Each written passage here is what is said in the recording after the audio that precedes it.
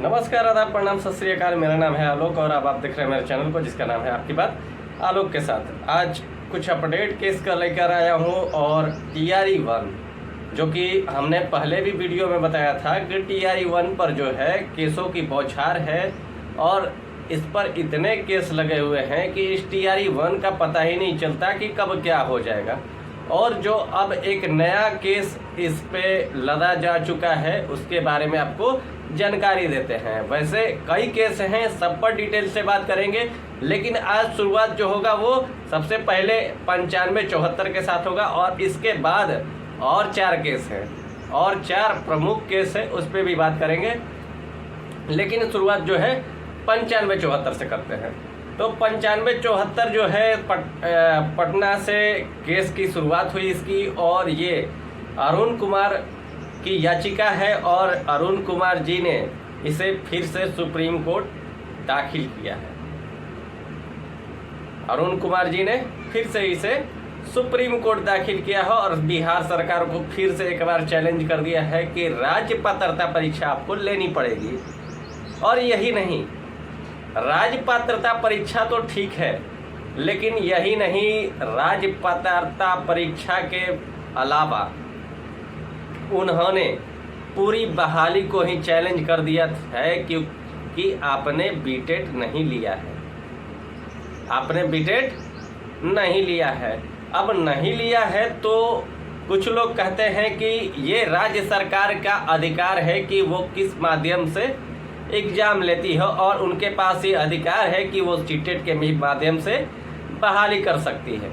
लेकिन हमने जब याची से बात की और इनके सहयोगियों से जो इस केस में सहयोग कर रहे हैं उनसे हमने बात की तो उन्होंने बताया कि सर एक बार जो है राज्य सरकार से छूट ले सकती है, ना कि बार बार। राज्य सरकार जो है सिर्फ एक बार छूट ले सकती है इसके लिए, ना कि बार बार। और ये आप देखते होंगे सर कि लगातार जो है चीज़ें हो रही हैं और सीटेट पे ही बहाली चल रही है, जो कि अभी तक शुरू है तो शुरू है, बस सीटेट के अलावा कुछ नहीं है। तो हमने फिर उनसे सवाल किया कि सर अगर बीटेट सरकार लेती है तो क्या वो इतनी जल्दबाजी में बीटेट ले पाएगी? उनका साफ और स्पष्ट कहना है कि इनको 1 महीने में कंडक्ट कराना पड़ेगा। इनको 1 महीने में कंडक्ट कराना पड़ेगा।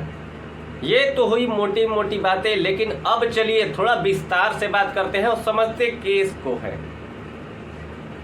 अब केस में जो है वो ये है कि आपने ये जो बहाली प्रक्रिया चलाई उसमें आपने बीटेट क्यों नहीं लिया, और नहीं लिया तो उसका कारण क्या था? एक बार हमने पहले भी बताया कि एक बार आप छूट ले सकते हैं, आपने लिया छूट, लेकिन आपको अगली भर्ती करनी थी तो अगली भर्ती में फिर आपने बीटेट क्यों नहीं लिया? जबकि आपको बताते चले कि ये जो केस है इस केस में जो जजमेंट है पटना हाई कोर्ट का वो सब्जेक्ट टू आउटकम है।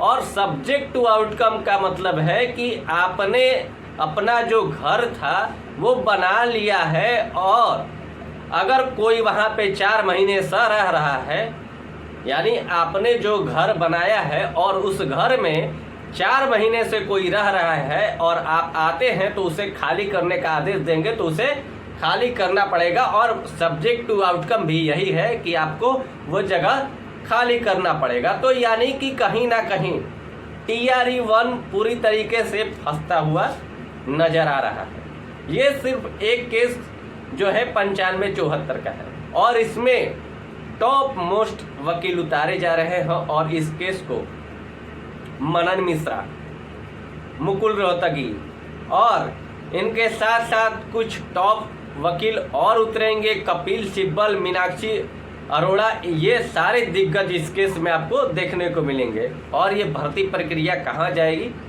हमारे समझ से बाहर है। याची ने जो बताया हमें वो ये सब बताया कि सर मिनिमम क्वालिफिकेशन है जो राज्य सरकार कभी तय कर ही नहीं सकती, ये काम एनसीटी का है। और एनसीटी ने कभी नहीं कहा कि आप राज्य स्तरीय एग्जाम ना लेकर के जो है सीटेट के आधार पर बहाली कीजिए। ये केंद्र शासित प्रदेशों के लिए है, ना कि पूरे देश के लिए।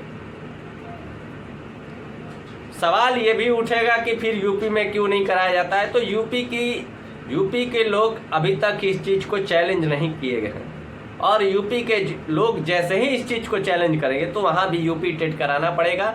उसके बाद सुपर टेट जो भी है, उसके बाद ही ये प्रक्रिया शुरू होगी, तो यूपी टेट भी कराना पड़ेगा। लेकिन वहाँ की सरकारें और वहाँ के जो अभ्यर्थी हैं वो इस चीज़ को चैलेंज नहीं करना चाहते। वहाँ के लोग संतुष्ट है, लेकिन बिहार के लोगों को नहीं था, तो उन्होंने किया कि नहीं इसको करना है। हमने पूछा कि सर बीटेट हो जाएगा, ठीक है, सीटेट हो या बीटेट हो हमें कोई प्रॉब्लम नहीं है, लेकिन ये बताइए कि सीटेट होने के बाद या बीटेट होने के बाद, सीटेट तो बहुत सारे लड़के जो हैं पास हैं, लेकिन अगर बीटेट पास करते हैं तो उन्हें फ़ायदा क्या होगा। तो उन्होंने बताया कि देखिए फ़ायदा इससे ये होगा कि 1 से लेकर 8 तक इस केस के माध्यम से डोमिसाइल लगना संभव हो जाएगा। हमने पूछा कैसे, तो उन्होंने आर्टिकल दिखाया और बताया कि सर ये जो आर्टिकल कहता है वो ये कहता है कि छात्रों को जो है उनकी मातृभाषा में उनको सिखाना और पढ़ाना है, जो कि हमारे यहाँ कई प्रकार की लैंग्वेज चलती है, जैसे भोजपुरी, मैथिली, मगही।